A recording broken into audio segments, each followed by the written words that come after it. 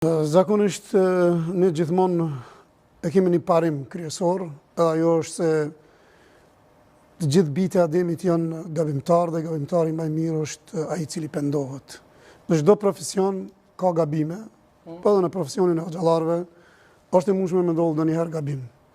Mirë po, gjithë e dinë se puna private jetë punë private, edhe nuk e debatojmë dhe e lajmë organet ta shtjellojnë vetë, edhe t'i shkojnë deri në fund, mirë po ne gjithmonë i këshillojmë njerëzit që të kanë kujdes në këtë drejtim, sepse është një emanet. A i ndje o xhallar në fjallë, a i nje? Po, i njo, edhe një anë qetëri një. Çfarë mendimi ki, domethënë, për Hoxhën Fejm Dragusha që ka qenë këtu në emision? Po, një, në Zvicër kam qenë njerë musafir në xhamin e tij, kam një gjërat, më ka pritë shumë mirë. Mirë po, them se çdo herë ka gabime, njerëzit bëjnë gabime dhe se gabimtari më i mirë është ai i cili pendohet, ai i cili kthehet mas prej gabimit. Që kjo është një parim kryesor në Islam, sepse ne e dimë gabimi i parë i cili ka ndodhur në historinë islame në mes djemve të Ademit alayhis salam, Habilit dhe Kabilit, është xhelozia dhe se vrasja ka ardhur drejt e vrasje për shkak dy motrave binjake që i kanë pas, njëri ka ndodhur me ndru, është deshti ndrojnë, edhe Kabili ka dashur binjakën e vet. Rregulli ka qenë ashtu, mund ndruan, mirë po përfundimi ka qenë vrasje edhe kjo është gabimi mëkati i parë i cili ka ndodhur në tokë, pasi që Ademi alayhis salam ka qenë pejgamber. Mirë po nëse thojmë, njeri është gabimtar dhe duhet me marrë mësim për gabimeve, mos mi përsërit, sepse do janë skandale dhe gabime, për të cilën kanë dëmë jo vetëm personat në fjalë, po edhe më gjerë. A kena mesazh për gjithë ata rukjegjit, domethënë se më kanë shkruar shumë që ka dhe raste tjera që domethënë kanë se rukjegjit, po domethënë po keq përdorin domethënë pacientët. A kena një mesazh për gjithë ata që i keq përdorin pacientët? Ne çdo herë këshillat që i kemi dhënë rreth rukjes dhe mënyra e trajtimit pacientëve, mënyra e trajtimit posaçërisht gjinisë femërore, sa herë kemi thonë duhet mi plotësu kushtet, edhe me pas kujdes. Normal, çdo punë gabohet, ndodh gabimi. Mirë po, këshilla jem është gjithmonë me pas kujdes. Për shembull, një femër e cila vjen për mu trajtu për rukje, duhet të ketë shoqërues. Në gjuhën arabe thonë mahram. Dhe kjo në shariat është shumë e njohur, se ajo nuk guxon me shku mu shëruan pa e pas një shoqërues, pa e pas një njeri të afërm, baba, vllavi, migja, daja, çdo kohë dikush i afërm i familjes, i cili e shoqëron, edhe kjo është më sigurt është për mos me ndodh ndonjë skandal. Se ne e dimë se njerëzit janë lakmitar. Vërtet. Lakmojnë, mirë po këshilla jonë është gjithmonë me pas kujdes edhe këtë punë me marrë me shumë përgjegjësi.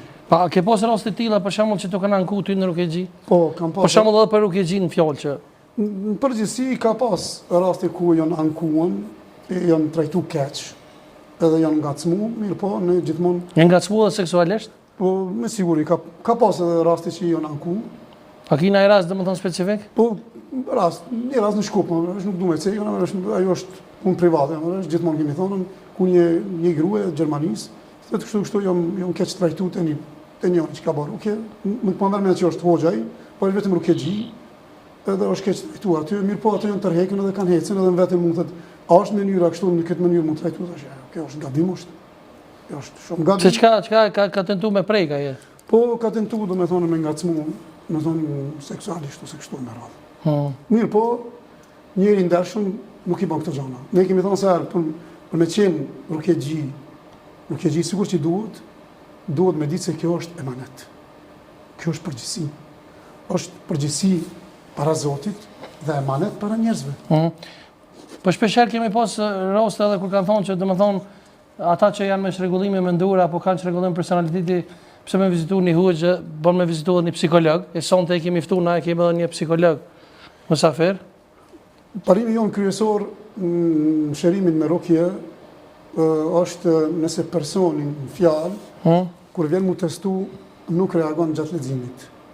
Edhe ne kemi theksu këtë edhe Në emisionet e kaluara, po. Emisionet e kaluara, kemi theksu se nëse gjatë leximit, gjatë trajtimit domethënë me rukje, nuk ka doni reagim, nuk ka doni lëvizje, nuk ka doni shqetësim, atë ose është rast psiqik. A ftoj Edhe ne gjithmonë e kemi thonën, jo, duhet mu drejtu te A ftoj psikologun, e shumë se shi ai këto. Me neve sonte është psikologu jo një njohur, ai është psikoterapeut te klinika Anima, është Naim Telaku, më prismi me dorë të gjithë. Në se edhe, falënderoj shumë. Do të vijë edhe pak për Naimin ta relaksioj muhabetin. Falënderoj shumë që erdhe.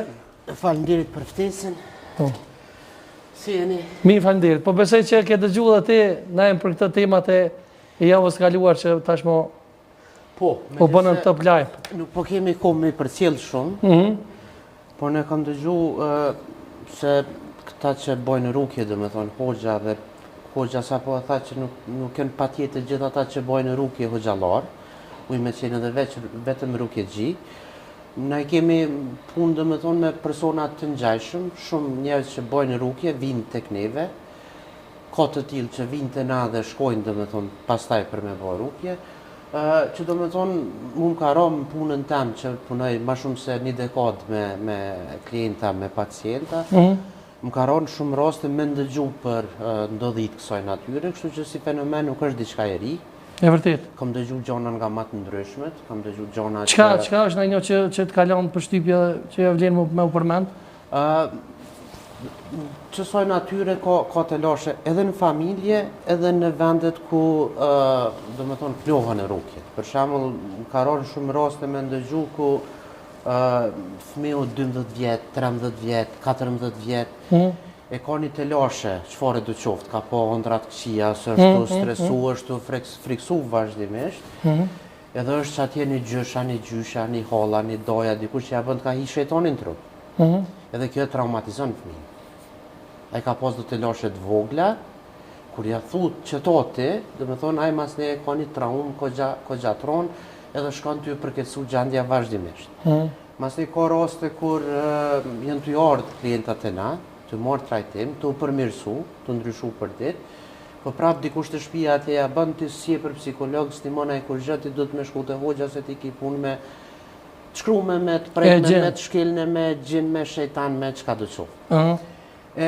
Se i përket trajtimit prej personave të kësaj natyre, megjithëse unë kam qef me mendu që edhe trajtimi që bëhet prej personave religjioze është dy formave, është trajtim profesional, që është tamam veç këndimi e rukjeve, profesional